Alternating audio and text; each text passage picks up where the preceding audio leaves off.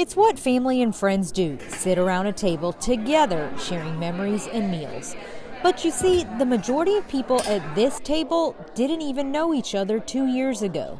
To be exact, June 12th, 2019.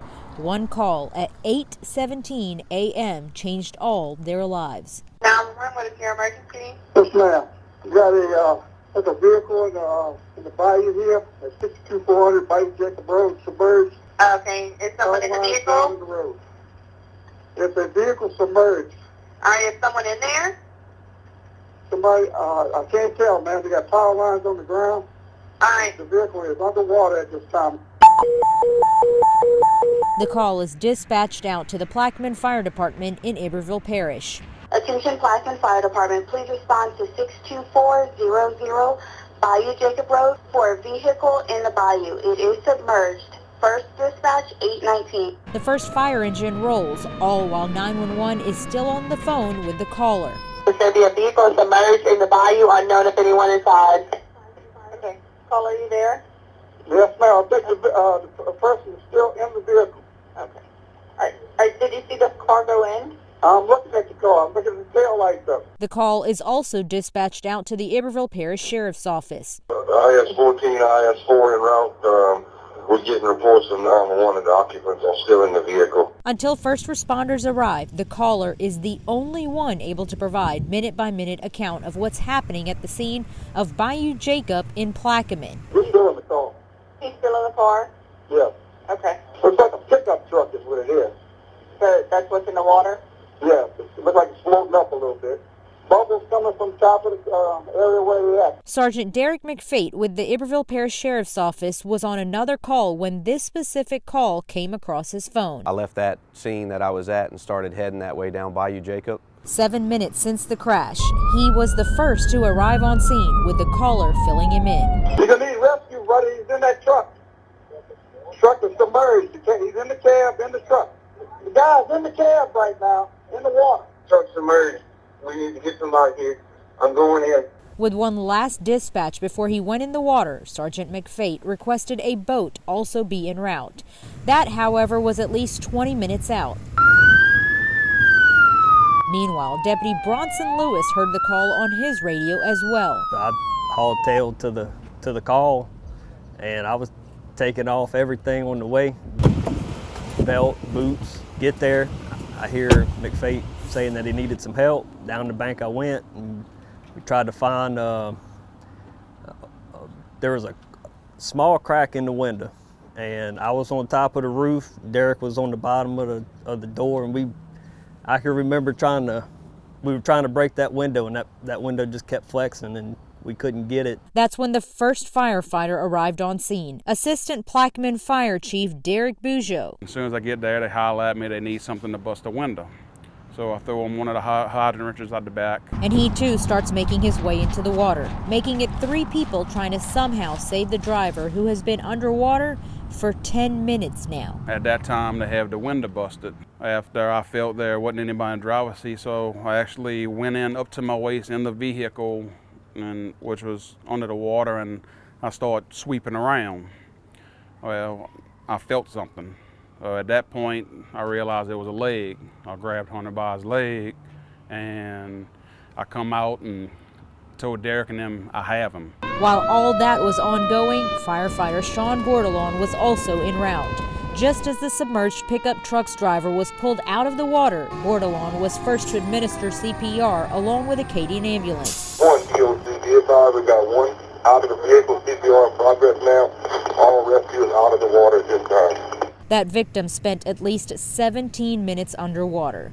Most studies show the likelihood of a good outcome anytime someone is underwater for more than 10 minutes is very low. DOC, see if we got an airman available. The airman is actually sitting at the helipad in Ochsner. The patient was rushed to Ochsner in Iberville Parish. Meanwhile, back at the scene, first responders continued to pull out the submerged pickup truck. 10-4, be advised, we had the vehicle out of the water now. We have done a secondary check, confirmed that only the patient that we transported to the hospital is the only patient in the vehicle. The patient had to be transported from Ochsner. He was airmed to Our Lady of the Lake in Baton Rouge. But at this time, none of the first responders even know the patient's status. Were they able to save him, or did he not make it? And made it to the lake. Was breathing whenever he left here. Which is why Sergeant McFate came back on his radio to confirm what he thought he heard. He was breathing, he had a pulse, and was breathing whenever airman left with him. It meant a lot. I remember praying and praying that he would pull through, and he would be able to have, a normal life. The young man all the first responders rescued was Hunter Sherba, 16 years old at the time, loved hunting and fishing, and an avid baseball player at St. John High School in Plaquemine with dreams of playing college baseball. On that summer day of June 12, 2019, he was headed to workouts for baseball at the school when, for some unknown reason, his truck veered off into Bayou Jacob. Sherba was underwater at least 17 minutes. He suffered a severe anoxic brain injury. That happens when the brain is deprived of oxygen. But studies show if the brain goes without oxygen for more than 5 minutes, the patient normally suffers permanent anoxic brain injury. Everything was going against Sherba, which is why when his parents made it to the hospital, Hunter had a sister, but when I had her, she was stillborn. So when I got to that hospital and they told me that, they didn't think Hunter was going to make it, I said there was no way I was going to bury another child. I was going to fight, that I was not doing that. There was no way I could go through that again. And thank goodness Hunter fought hard. For 2.5 weeks, Hunter stayed in a coma at Our Lady of the Lake in Baton Rouge. He had to learn how to do a lot all over again, like walking and even talking. During that time, it was up and down. 1 minute we thought he was going to pull through it. Next minute we were getting the worst news ever. That if Hunter would survive, he would be possibly a vegetable, would not be able to take care of himself. But Sherba defied the odds. July 10th, 2019, Sherba was moved to the Children's Hospital in New Orleans.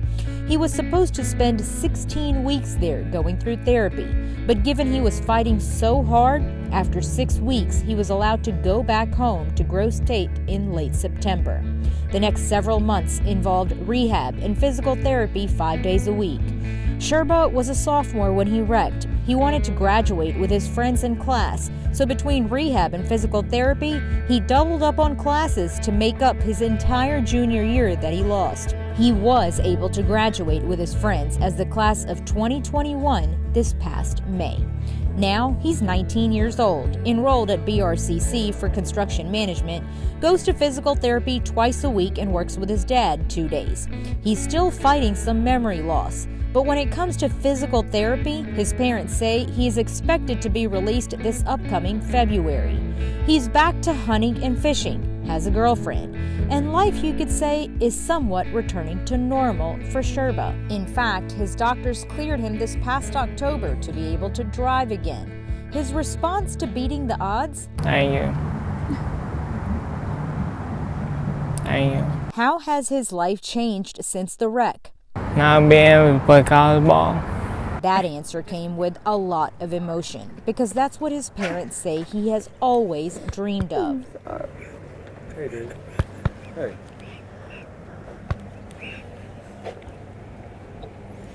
That's the first time he's actually probably been able to express and get it out.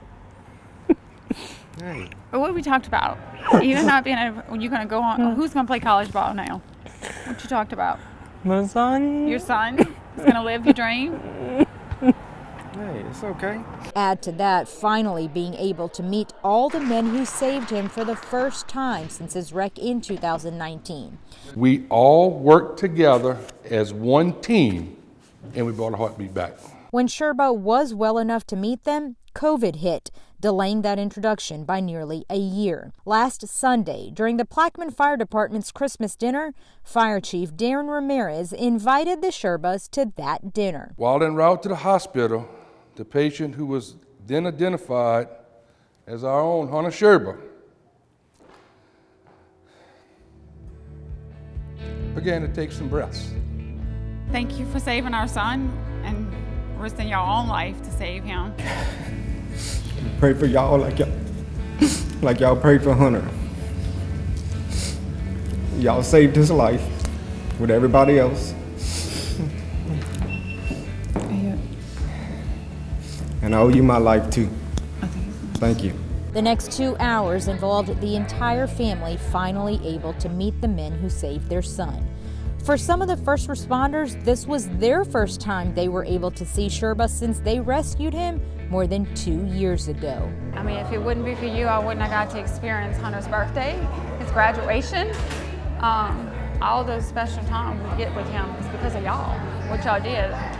I'm just grateful that y'all were able to get to him. I got to hug them back, like they hugged my son. Thankful, back. Let's just say it was overwhelming, not only for his parents, but even every first responder. Touching. It is awesome that he's still with us today. I have a son that is close to his age, and in this line of work, it's always difficult dealing with children. I get goosebumps every time I look at him. It means a lot to, you know, to see what we were a part of. We just reacted and knew we had to get to him, and we did what we had to do. So now, as they sit around this table, this one meeting means so much more than just having shared a meal.